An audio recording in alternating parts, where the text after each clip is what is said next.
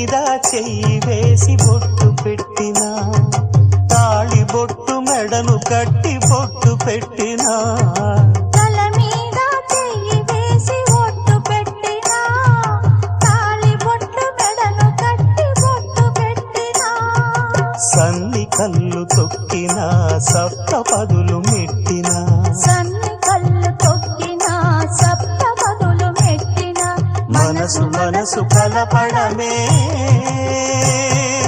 మంత్రం పరమార్థం. శ్రీరస్తు శుభమస్తు, శ్రీరస్తు శుభమస్తు. శ్రీకారం చుట్టుకుంది పెళ్లి పుస్తకం, ఇక ఆకారం దాచుతుంది స్వర్గ